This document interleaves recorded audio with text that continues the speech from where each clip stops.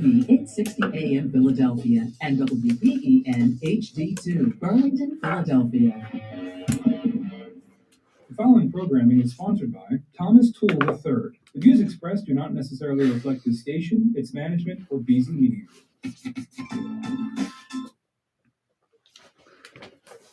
Good afternoon, Greater Philadelphia area. This is Toole Time Real Estate Radio on WWDB 860 AM.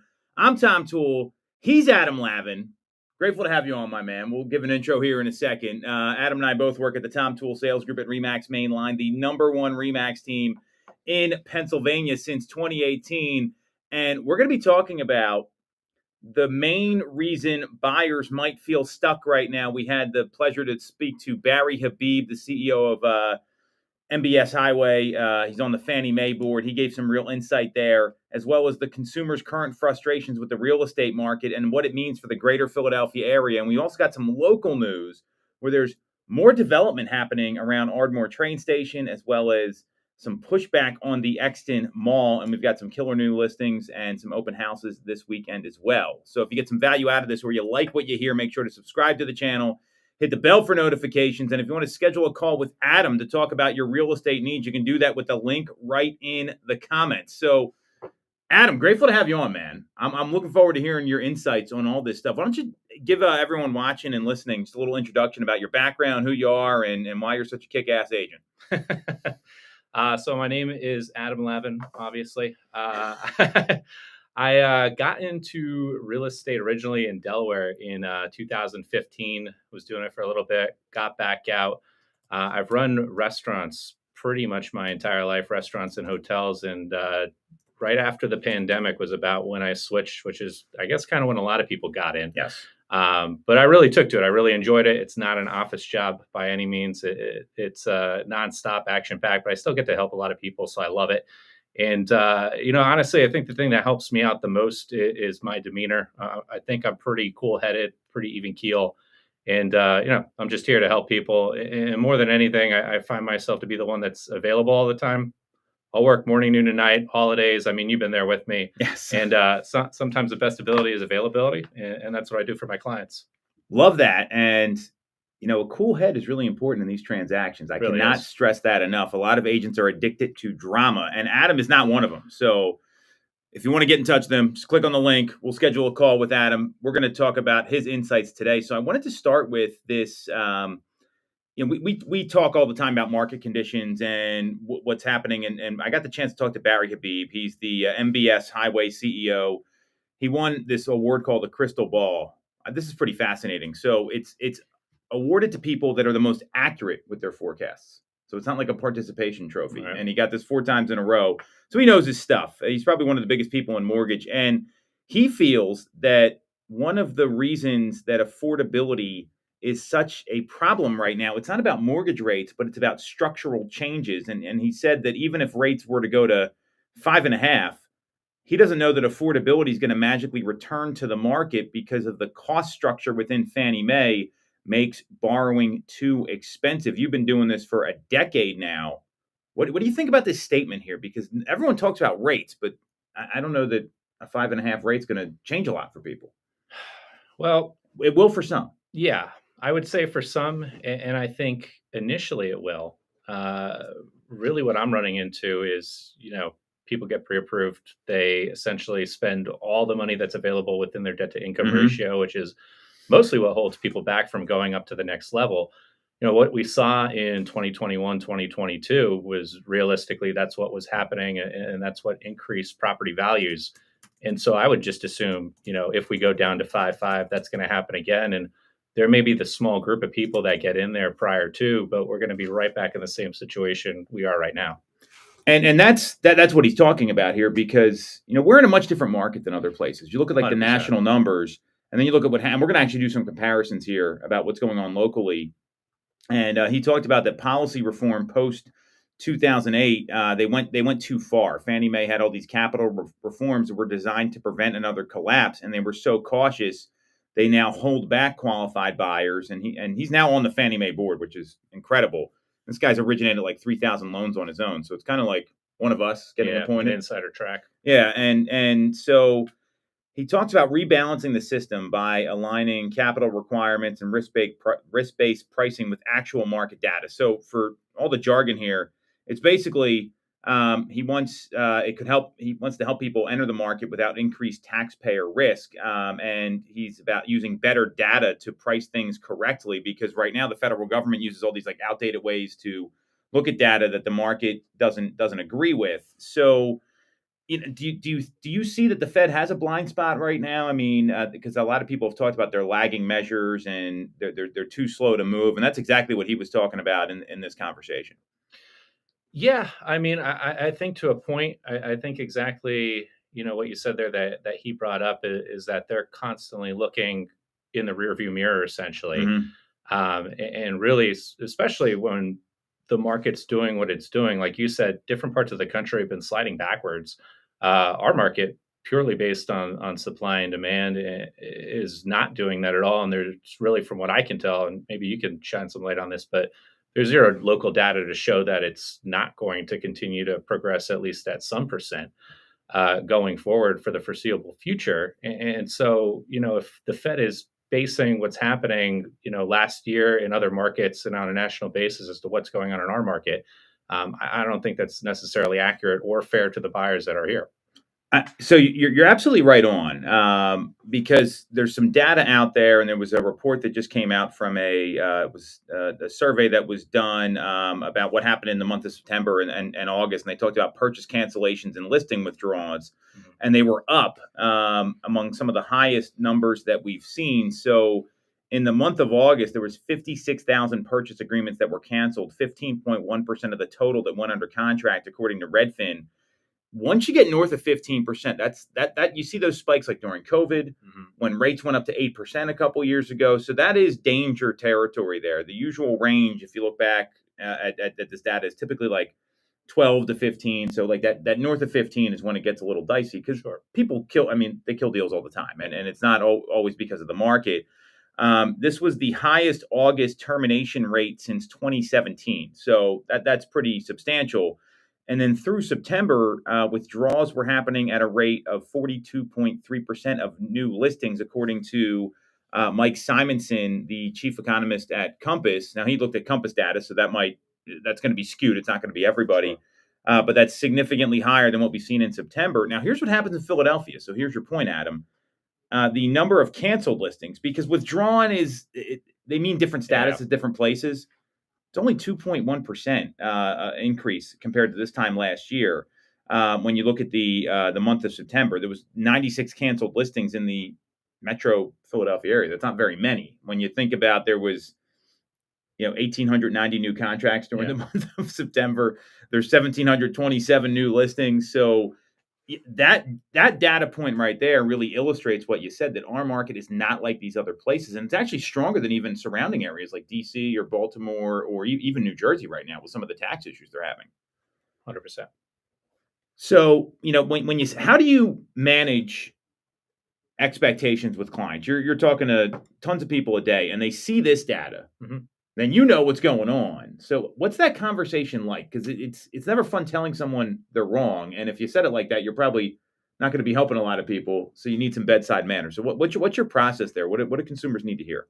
100%. Well, I would say, first of all, it depends if you're talking to a buyer or a seller. People hear what they want to hear, and you also have to really find out where they're getting their information from. I think that's usually the best place to start, is to understand what they understand, because the exact conversation that we just had, if we're comparing, what's happening in our market to what they've heard on, if their source is Yahoo News or CNN or whatever, then what they know is not false. It just doesn't pertain to our market. And then particularly, when you're looking within Delaware County, Chester County, Montgomery County, it's also school district dependent right now. I mean, just in Delaware County, what's happening in Radnor is not necessarily what's happening in Springfield, and not necessarily what's happening in Upper Darby. So that's really where you have to start, is understand what they know overall about the market, what their expectations are, whether on the buy side or the sell side. Find out what their goals are, and then focus them on the market and show them their market data, but not even on a county basis or a state basis. They really have to zone into the exact neighborhood that they're looking in. That's such good advice. And so many agents get lost in this stuff because you're right. I mean, you go into Philadelphia right now; it's very different Totally than the different. suburban counties. And then you go Well, I into was certain neighborhoods of gonna Philadelphia, say, it's like South Philadelphia to North Philadelphia, totally different. And even in South Philadelphia, depending on what side of Broad Street you're on, completely different market. 100%. I mean, you cross the wrong side of the street. Doesn't matter which. Could be Yeah. any street. It's always like that. And that's where having someone like Adam can articulate that data in ways people can understand. So, what are some techniques you use, or what are some things that you feel consumers understand a lot better? Because obviously, you talk about like some of these advanced data points. Your average consumer is not going to get that. They move every 11 to 12 years. 100%. Yeah. I think one of the most important things for if you're an agent talking to the general consumer, I would say maybe 1% can speak on a super high level. And then beyond that, there's 10% that sort of understand what you're talking about. But when you get down to it, none of that matters. It really doesn't. People are going to move because they have to move. Mhm. People are going to buy because they want to buy. And sometimes they have to do that because they don't want to do it. But regardless, there's a life event that's going to cause it.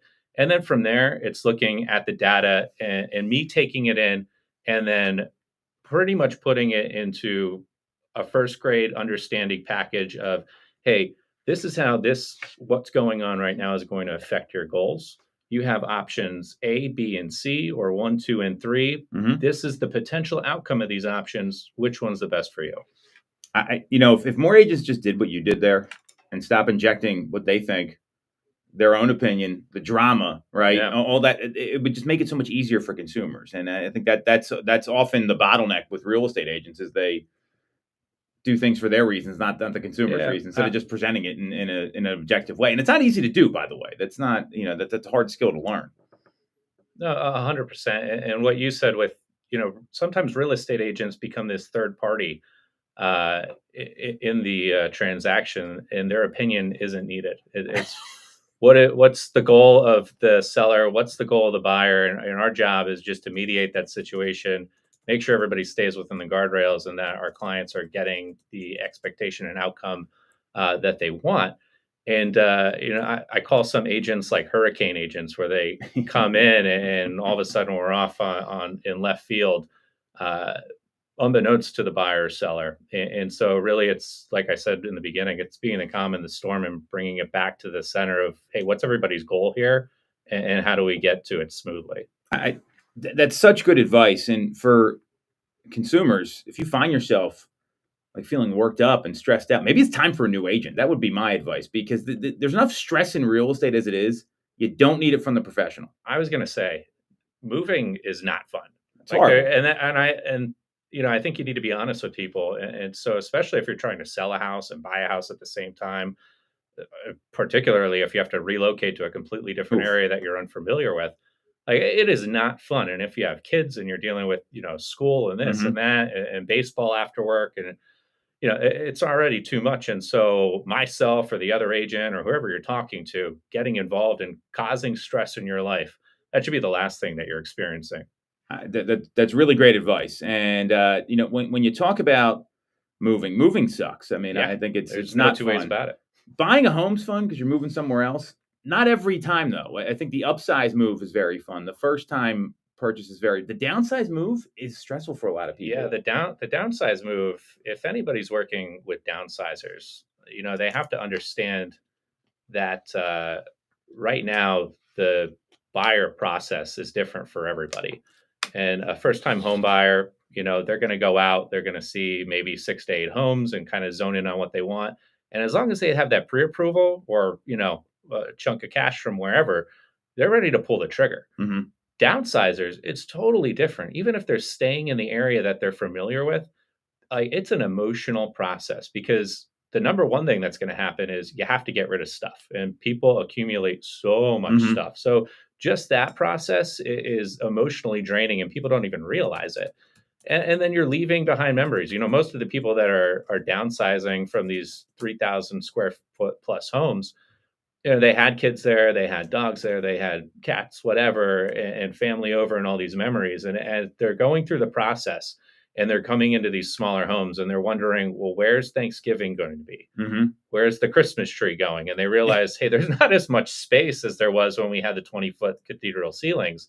It's a reality check, and it's an emotional process that you as an agent have to understand and allow people to go through the process that they need to go through.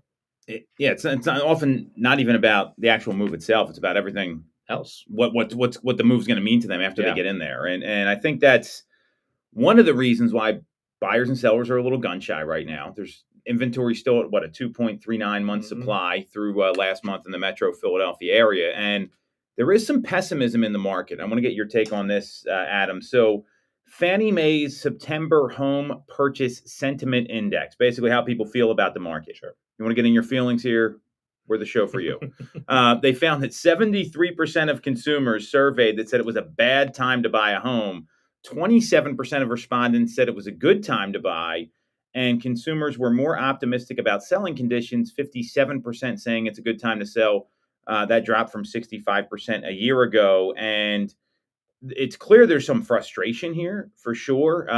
The comments from Fannie Mae were that there were some winners in the market, like home sellers who downsize the condos and buy them both in cash. I think that's a lot easier.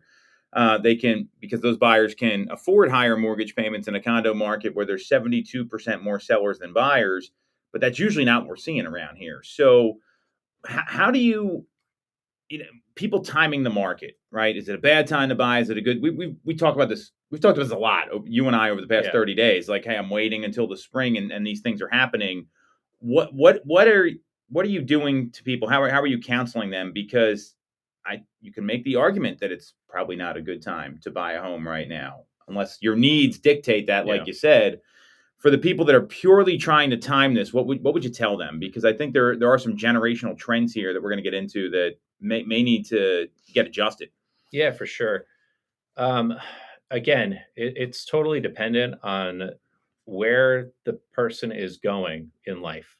100%. So there's kind of different brackets here, and the insanity one is sort of the first time home buyer that's going after a single family home because their main competition are these downsizers that are also coming after them. And so you have two generations combining, fighting over houses. And so, in that scenario, if you don't like the options that are out there right now, then perhaps it might be a better idea to wait, because I know that a lot of downsizers are waiting to put their home on the market till spring for a variety of reasons. A lot of them think that they're going to get more money, and that may be true. However, what we do know is that there's probably going to be more competition at that point. But there's going to be more buyers out there. We know that because we're back into what I would say is like a regularly seasonal market.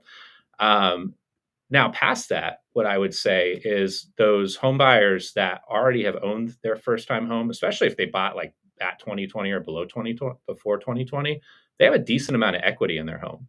And so if they're moving up into that weird price range of like sub 1 million, but around 750, there's a lot of options out there right now that are great homes. And now's the time to go in because there's zero competition. There's zero competition because most of those people are totally inundated with their kids right now.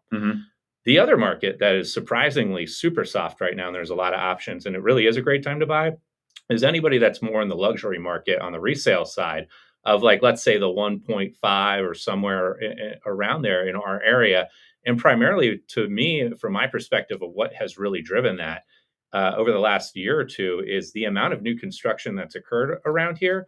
All of the single family homes have been plus 1 million. So you've already had homes that, are in the 4,000, 5,000 square foot range in the luxury market. And that market has been flooded with new construction over the last couple of years. And so you have options. And if you have the cash to do so, now's the time to do it before the spring buyers come back in. So it really depends on, if you have to and what segment you're in and what your goals are.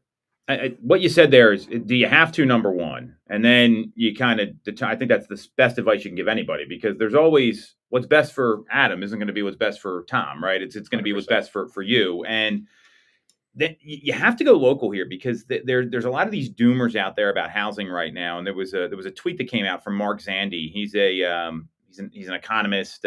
He's the chief economist over at Moody's, and he talked about the state level data, why the U.S. economy is on the edge of a recession, right? So there's a whole like heat map. I don't know if you saw this article today that came out. Well, Pennsylvania's not one of them. They're in business cycle expansion mode. Sounds Now, about a right. lot of states, if you look at how they they calculate this by how much of the state what they're generating in the percentage of U.S. GDP. So you go look at this data here. Well, there's like Wyoming, Montana, Mississippi, Kansas, Massachusetts, Washington, Georgia, a lot of states that are a little, and Massachusetts, the market's still very strong, but they're saying that they're at the risk of suffering a recession. So it's about, I don't know, like 25 states here, and then they have some in the yellow, just like a stoplight. You got people treading water. Michigan, Colorado, Tennessee, California, New York. And then you got Pennsylvania. They're 3.54% of the US GDP. That's a pretty substantial percentage given the population here. The only other state that is at a higher percentage in the green, there's two. It's Florida and Texas. They have more people. I mean, that's just what it is. So, or they got more industry there. And so I think you really got to understand what's going on locally, because people are going to tell you, I heard what's going on in Florida, right? I see this new construction. We're not in Florida. We're in Philadelphia. And this is the kind of data that you really want to be looking at, because our economy's doing a lot better. You're seeing like mergers and acquisitions happening. We were talking about developing some new construction and some commercial development, which we'll hit on in a second. That stuff's not stopping here. And that's the difference between our state versus many others. So do you see that? Do you have any relo buyers that are kind of seeing the opposite right now, or they're a little gun shy because of that? Or, I mean, we know a lot of people stay local. So. Yeah, I have two relo buyers that aren't doing so because of work. They're doing so because of personal reasons. They're actually stuck in the states that they're in because their home values are going a little bit backwards. What I know is, this is not the first time that there's been some instability on a national level. Mhm. And every time we see that, whether you want to call it a recession or not, whether they tag the name or not, there's people that become fearful, and there's people that take advantage of the market when fear exists. And almost every single time, the people that take advantage of it are the ones that come out on top.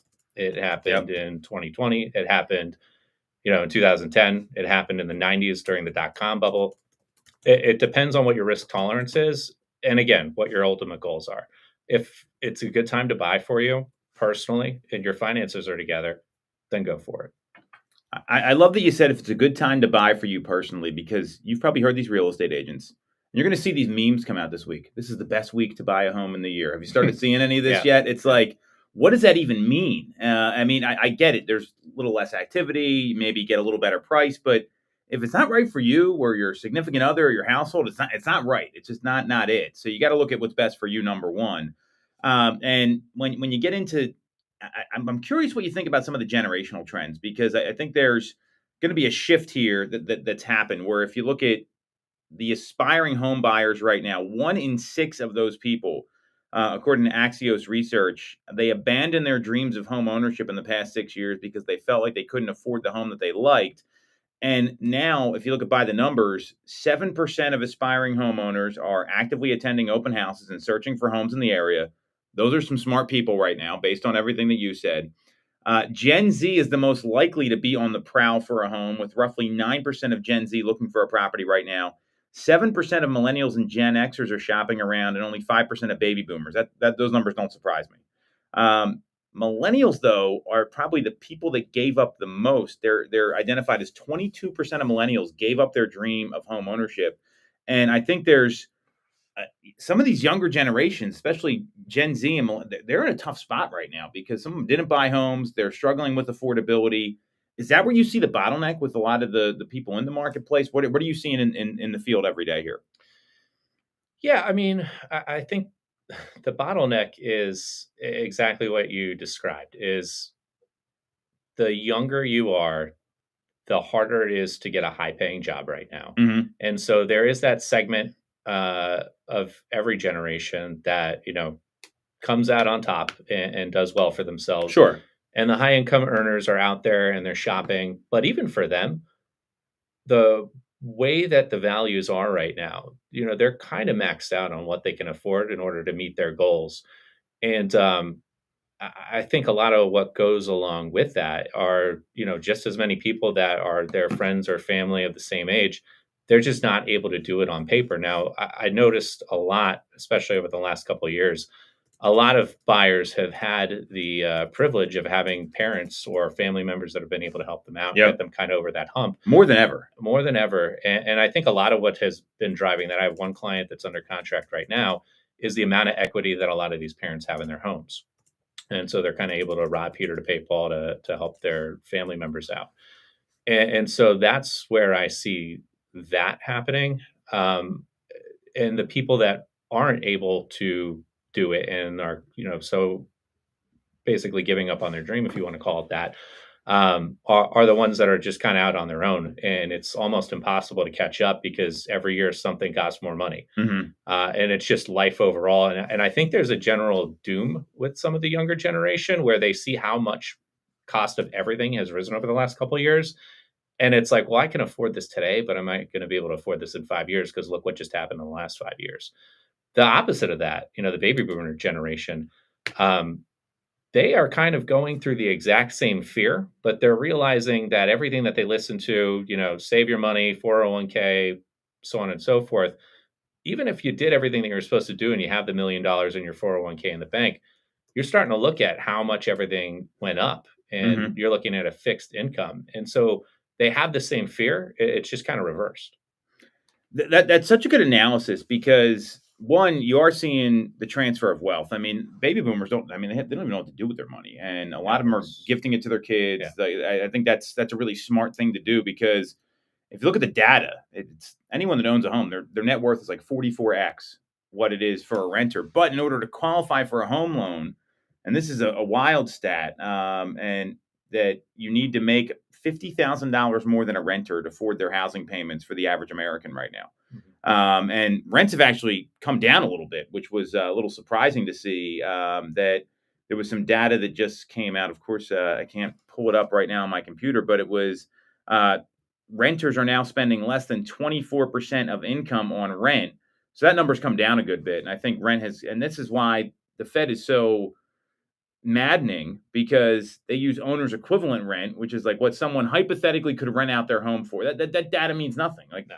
I'm sure you could rent out your home for a great number, but you're not going to do it. It's not out there. And then, so it's the 26th consecutive annual decline in rents based on percentage of income, according to Realtor.com. So, some people they're looking at this and like, why would I want to buy a home? It's going to cost me so much. And it's kind of where this was the American dream for a while, like buying a home. Like you would get married, have kids, buy a home, and now it's kind of going the other way. And I think that's one of the bottlenecks there. And now a lot of these millennials, they're having kids in a household, and they're like, well, what are we doing? And they're kind of rethinking it. It's kind of that's my observation. It's that they're in a different phase in life.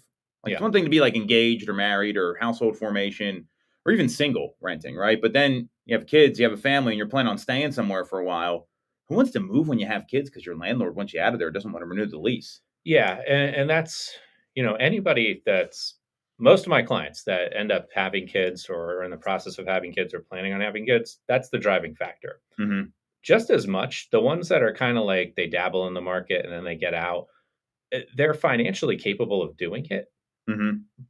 But they see the fear of, well, I'm stuck with this now. And can I do something better with my money? Mm-hmm. Or do I even want to tie my money up in here and be stuck? Because the ability to be mobile is greater than it ever has before. Yeah. The two clients I met with last night, they're kind of zeroing in on a school district, but it doesn't matter where they go because they both work, remotely. And so I think that is one of the big things that's really changing everything right now. And so, especially as you see rents on the decline, if you don't have to buy and there's not a reason to buy, there's also that kind of human factor of remove all the stats and data that we're looking at. Why would you? Well, and I think that's a great point. You don't have to buy a home. Don't feel like you need to. And the people that end up buying, usually they want to put some roots down. And that's the reason. I mean, I had a client a few years ago and they were moving out to the suburbs, had a place in the city, weren't seeing anything they liked. Mm-hmm. And you know what happened? The wife got pregnant. You know how fast they bought a home after that? Probably within 30 days. It was like 17 days. I remember, and it was just like, oh, I thought to myself, well, at least I didn't waste my time, but I think it's probably the right time for them to make a decision, because that changes everything, and I don't think people really understand that. So that's where a lot of this, and people are having kids a lot later. I think that's something. Well, it's changed. Look at the average age of a first-time home buyer. It was 38 years old last year. Every single one of my clients, I had 3 different sets of clients over the last couple of months that had kids. They're all in their 30s, all of them. So, and with what you said, I had the exact same scenario. They were all looking, we met, we're kind of going back and forth over 6 months, a little bit over 6 months. The second the baby came in, all of a sudden it was a different pressure, and you start getting your ducks in a row. And so it just goes back to when it's the right time for you, it's the right time for you. I couldn't agree more. And I mean, we've got some mutual people we know that have had kids recently that, I mean, it's would have been unheard of to have children at that age 15, 20 years ago. Yeah. I mean, it's a social norm now. And it's also like safer, science is better. I mean, there's a lot of reasons behind that. They do call you geriatric, though, if you're over 35 when you have a kid. This happened to my wife, so that's why. I mean, you shouldn't do that, but that's what they called her. So it was very, but I remember sitting there. I'm like, wow, like, she's 35. She's not that old. So anyway, so we're going to take a quick break. We broke down a lot there. If you're frustrated with the market, you need some help. You're hearing this data and it's making a lot of sense. Do yourself a favor. Click on the link in the comments. You can schedule a time to talk with Adam, and we can get you the information you need to make a good decision. We'll be right back. We're going to talk about a 500-car garage development, the Piazza development in Ardmore, some pushback on the Exton Mall. There's a whole bunch of local news we're going to break down next, as well as some incredible new listings and some open houses coming to the market next on Toole Time Real Estate Radio on WWDB 860 AM. Have you considered a career in real estate? Great job, man. That was awesome. Control over your income. Whether you have a license or not, call us today, 610-692-6976, or visit TomToole.com. Join our team, the Tom Toole Sales Group at RE/MAX Main Line. That's good. For the best local mortgage service and great rates on your money, look no further What's than the Ardmore Mortgage thing? America. We've been They're operating in the greater talking about building a 500-car parking garage right next to the train station. Easy access to You know that lot there that's like behind like all like the restaurants and like the Paul's Table? And then they're also developing the IHOP and the Piazza car lots there along Ardmore Avenue. Dude, we used to live in Ardmore. I'm glad we don't live there anymore. I'd be fucking nuts trying to get in and out of there. Dude, I had to go over there the other day to the Apple store. Absolute nightmare. We got to go there. I had to go pick up the Popeye stuff at Trader Joe's. We went there on Leo had to get glasses. We went to Warby Parker, and then I'd never been to Trader. I'd never go to Trader Joe's. Yeah. Fucking, the lines were nuts. Like, luckily we had everything. They're like, go in the middle, and there's all these idiots waiting in line. And I'm like we pull out. Like, I know how to like my way around there, but I'm like, this is hard. And now they're building all those apartments. It's even worse. Yeah, it's like a row. There's just people everywhere. Yeah, it's wild there. Leo's like, yeah, my friends all like going there. I don't want to go there. And I'm like, good, smart man. Like, what you can do? I mean, I guess they're going to meet like chicks and stuff, obviously. Yeah, I get it's like the place to show face, but man, no, like so a lot of his buddies will go there. They'll go in like Sephora and just put on all this cologne and like run around. Like, it's nuts. Like, I saw one of his friends, and I'm friends with his dad. They were on the Little League team together. He comes out, I'm like, you ever see someone, they come into the room and it's like, oh my God, like these kids. I'm like, you're like 12, man. Like, what are you doing? And his dad was like, oh, I heard you ran into Owen. Do you smell okay? Yeah, everybody goes through phases, you know. Nah, I'm sure I did that same shit when I was Could be there. worse. Could be the stinky kid. Yeah, we have a lot of rules in my house about that. I had to get him a razor because he started getting like it's like little kid mustaches. Yeah. I'm like, you can't go to school. He goes, what do you mean? I'm like, trust me. Time to learn, kid. Yeah, I know. I'm like, I'll get you an electric one. It's fine. Like, Time to learn.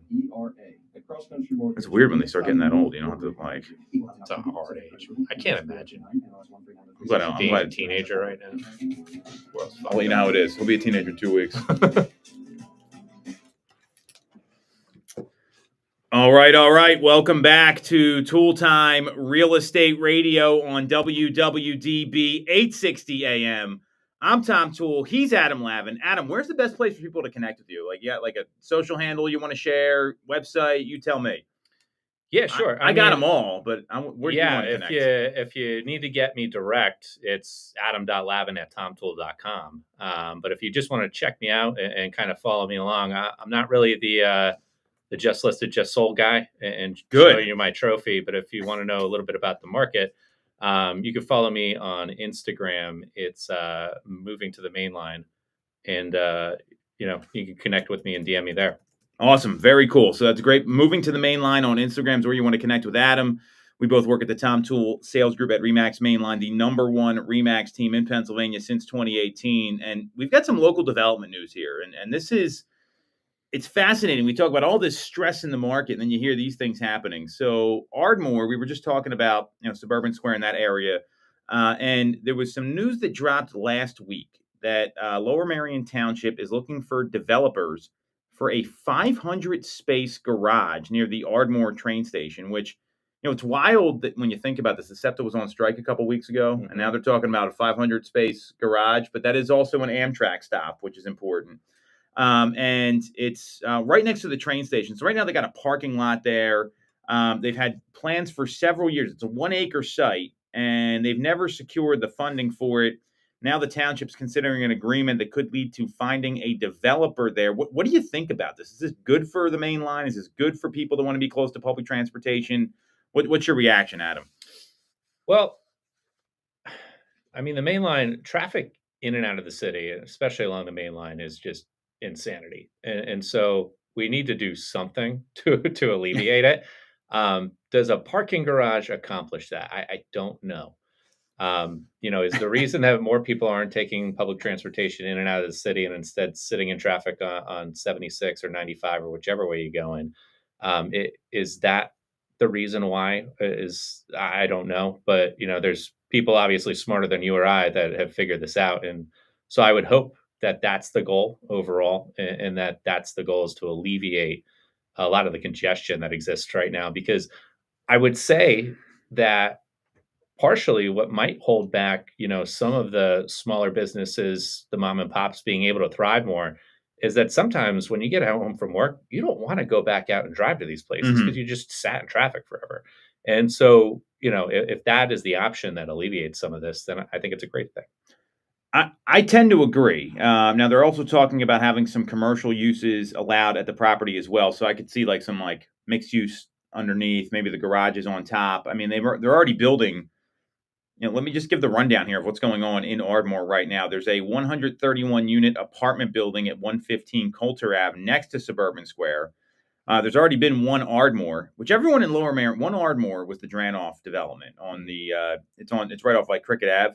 There were township meetings going on until 3 a.m. fighting this. So but it was already approved. So this is, I would never go to one of those, but I lived in Ardmore for a long time. We don't live far from there now, and I do think it's good to see some new development come in there because it is kind of like the hub. I mean, you got the Amtrak station there. Obviously, you got Suburban Square. I think there's some validity to it, and they're developing the Piazza properties in the old IHOP right at the corner of Ardmore Ave and Lancaster Ave, where they're going to have it's right at Lancaster, Greenfield, Ardmore, and West Athens. And there's going to be a lot of apartments built there as well. So there's going to be 270 apartments that have been approved over there. That's a lot of apartments. There's going to be one spot, 1.37 spots per unit. So there's going to be a total of 370. And there's going to be some mixed use there as well. Now, I mean, right now, these are kind of like dead spaces, and that's kind of right in that hub. So if you're worried about traffic, I just wouldn't go down Lancaster Avenue. I think that's probably idea. Haverford Road or Montgomery Ave looks a lot better right now. But I do like seeing these areas get developed. Montgomery County they are pushing that 2050 plan where they're trying to develop areas like Ardmore. Ambler's another one where they want to have more space around public transportation because I think there's a legitimate feel along the main line that's what do people do on the weekends? There's not a lot of restaurants and stuff like that. And I know you've got a restaurant background, but there's just not a lot around here in Lower Merion. And Radnor's probably got a little more, but they've got all these great spaces there. So, I mean, do you think that's going to help in terms of maybe having some more, places where people can go have some fun, grab a bite on the weekends? And then the question is, can the community support it? Yeah, I think I think the main thing is, can the community support it? Now, with whether it's retail or food and beverage, the main thing that's going to bring them is people that have the money to go. And so, if we could bring in all these high income renters, then yeah, I think it's 100% going to help. And with that, when business is able to thrive, more people are going to come, property values go up. And so it really helps everything all together. But I think it 100% requires the support of the community. Yeah, and I do get the sense a lot of people like they don't like travel. You said they don't want to drive anywhere anymore. I mean, how many times you get a call from a client? I want to be walkable to Media. I want to be walkable to Phoenixville. I want to be walkable to West. I mean, there's these boroughs and hotspots that, and especially I think it's those millennial like Gen Z buyers more so than the people that have like 3 kids, although they live there too. How often does that happen, and how often do they end up getting a property in a place like this? It happens a lot. And Meaning the call and the inquiry. yeah, Okay. it happens a lot, the inquiry. And oddly enough, what you're describing is really those areas where we're seeing the property values continue to rise because again, we have, the younger generations that want that accessibility to be able to walk to, a restaurant, even to the grocery store, and be able to do that. I think part of it is, accessibility. The other part is it creates more of a community feel. I mean, typically, whenever you have that type of community, it's got a little bit more of a safer vibe. People are out, people are walking, talking, interacting with each other. There's also a health aspect to it. People want to be out riding their bikes, walking way more than they ever used to. The balance of that is, also wants the exact same thing is the older generation that's downsizing. They don't want to drive. Like driving right now is a mess. And so as you get older, that if that's one less thing off your plate, great. And so can I get every single client in there that wants to? No, because supply and demand is at its highest. And so this goes back to, hey, you know what, if we're building apartment complexes as well as condo buildings potentially, there's definitely the desire for it. It's can the community again get behind it, allow it to go on, and let what the public wants dictate what's coming. I think that's really well said. And you talked about new construction earlier. The average new construction sale price in the 3 county area, Delaware, Montgomery, and Chester, ranges from like 850 to 1.15 million, roughly. That's the average, Yeah. right? And I mean, some of those numbers start way higher depending on where you are. 850 is probably a townhouse right now. I mean, and that's in Delaware County, but I mean, and then you look at Montgomery County, they're like 1.1. Chester County's there too, and it depends on where you are. I mean, you could maybe like in some of the more rural locations, like 850 is doable. Yeah, but I think that's not affordable for a lot of people. Not at all. I mean, that's our median sale price right now is like 460,000. So that's a really great point. We've got another one of these developments happening.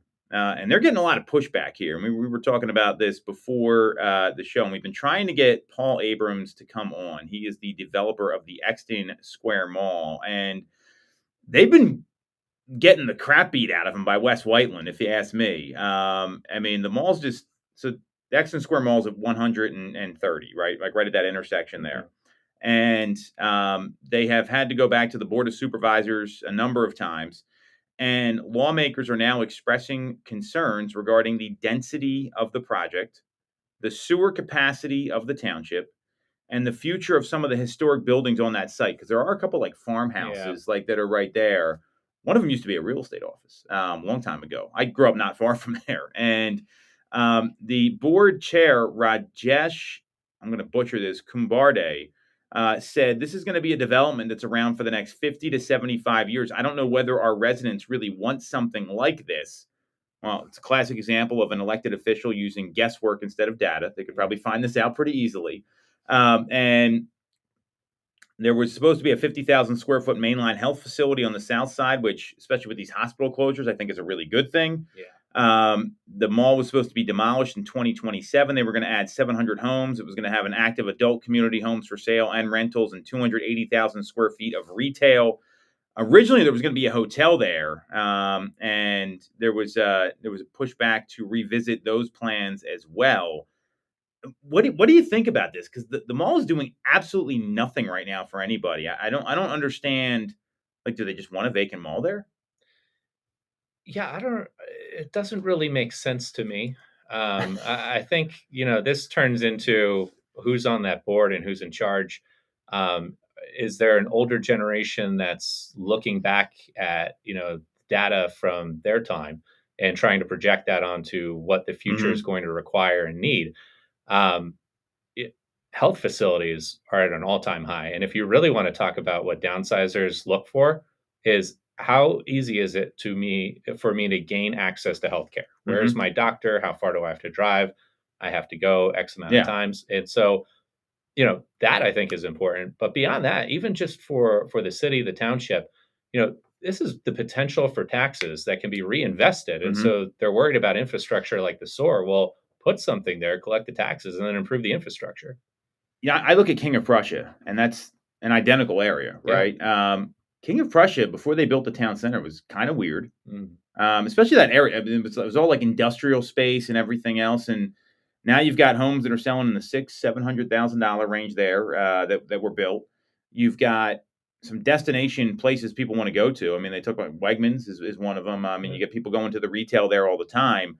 And I think that's we talk about development. That's what people really want. They want to be able to have that stuff that's close there. If you lived in King of Prussia, I mean, there was really nothing to do for a long time, and that mall obviously is a lot different because it's the destination shopping center for Philadelphia. You get people from the center city that go to that mall, which is unusual.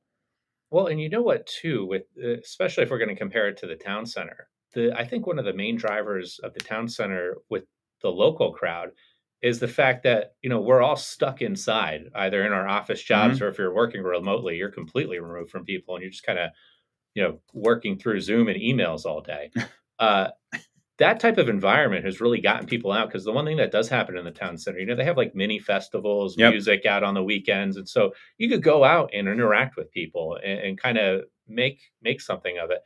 And it's still a family environment where you don't mind taking your kids out or, people are walking with their dogs all the time. Like Mm-hmm.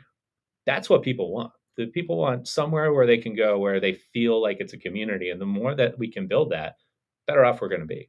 Well, look at some of the stuff that happens in media. Media's Oh, done yeah. that with I mean, like Dining Under the Stars. They have Yeah. festivals all the time. Now, media was built, and then they did that. Well, you could do that here with having that kind of infrastructure there. I was a friend of mine messaged me a couple weeks ago and said, "Hey, I'm going to Barry's Cheesesteaks in Roxborough. Right? It's right by where my father-in-law lives."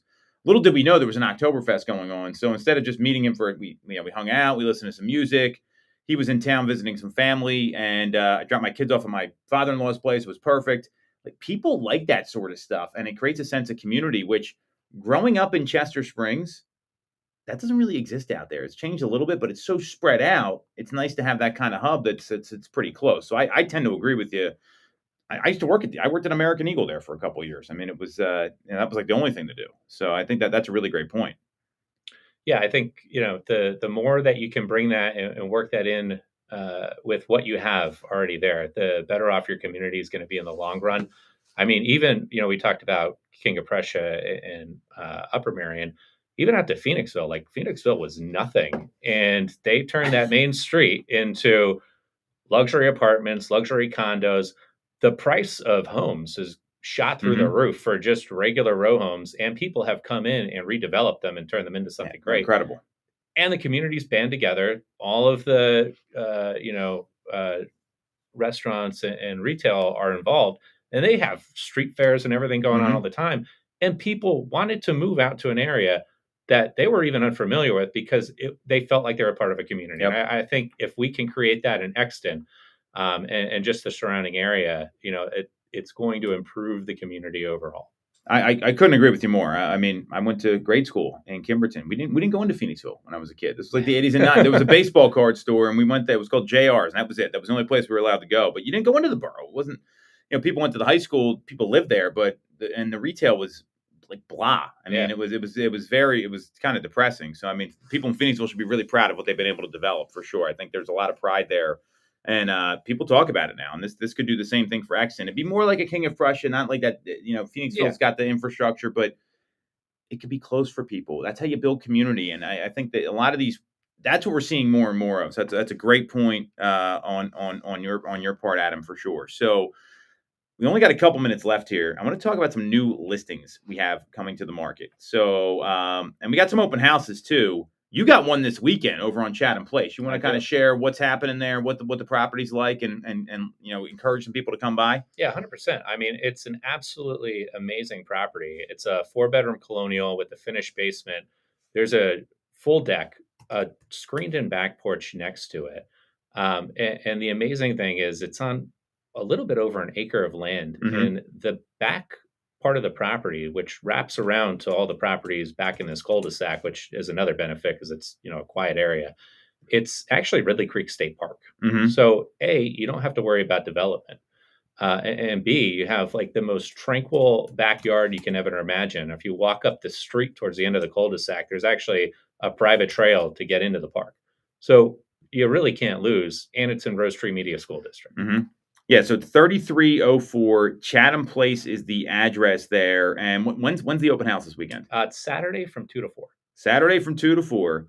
And you know what? You can make a whole day out of this, Adam. You can go to media, you can grab some lunch, or you can go to an early dinner, go to happy hour. You don't have to worry about the Phillies depressing you this weekend anymore. I think that's been kind of a nice change of pace from my last couple of weekends. But I mean, and it's what, maybe 7-8 minutes from Media Borough. I mean, tops. So it's great location there.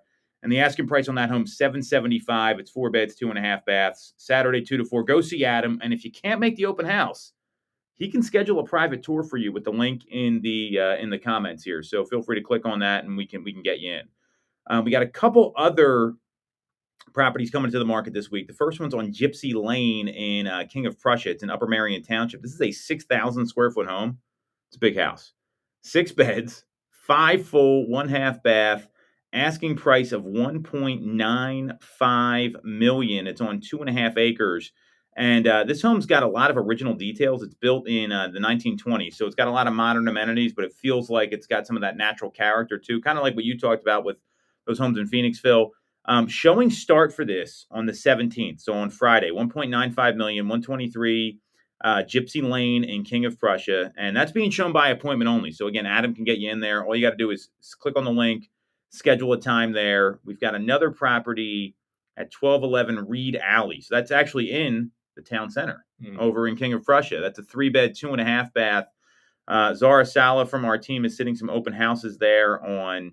And the open houses are not this weekend, but they're next weekend. So right now it's appointment only. Showings are going to start for this home on the 17th. The showings, the open house will be the following weekend. This is 3 beds, 2.5 baths, 1,545 square feet. It's all redone. Big center island. And they got a really large finished basement there. If you've been in these homes, they're a little misleading from the outside. I mean, do you ever think they're as big as they are when you go into these places? No. It's like wild. Like, I mean, you think you're getting, and so they've got a full finished basement, 3 beds, 2 full baths, about 2,000 square feet. And they've got an attached 1-car garage that gets you right in there. Clean, neat, ready to go. And if you're looking for a place you can walk to the town center, this is it. That's asking $650,000. And the last new listing we've got here, let me get the address up. It's 2340 Providence Avenue in Chester. They're going to be asking $280,000 for this property. It's in really great shape. I mean, this is especially for getting a 5-bed, 2-bath single family home. They're asking $280,000. It's 2,200 square feet, and that's going to be open over the weekend as well, from 12 to 2 on Saturday, 11 to 1 on Sunday, and they've got a one-car driveway there, so you got off-street parking, big covered front porch, big house, $280,000. So that's some new listings we got coming to the market this week. Adam, before we go, and I really want to ask you this here, we talk about real estate and understanding the market here. For people that are maybe on the fence right now, what's the best advice you have for them? Because I think this is, and it's there's so many people that are uncertain about the market. If they're on the fence, really, my main question is, hey, what do you want the next 5 years of your life to look like? And if your plan is to stay put, you're in the job that you want, you don't plan on relocating for a job, that's not the career trajectory that you're on. You're Mhm. really trying to work within the company that you're in, or if you have a local business. There's no timing the market. Mhm. If you find the right house, pull the trigger on it, because there's no guarantee that property values are going to stay where they're at. There's probably the probability that they're going to be slightly higher. And in terms of waiting for interest rates to drop, there's also no guarantee that they're going to drop. The only guarantee we have is that if they do drop, human nature is going to push the property values up. So what are you actually gaining? Mhm. And then there's a time where, Tom, honestly, you just have to, it's our job to advise people, I think. And it might not be the time.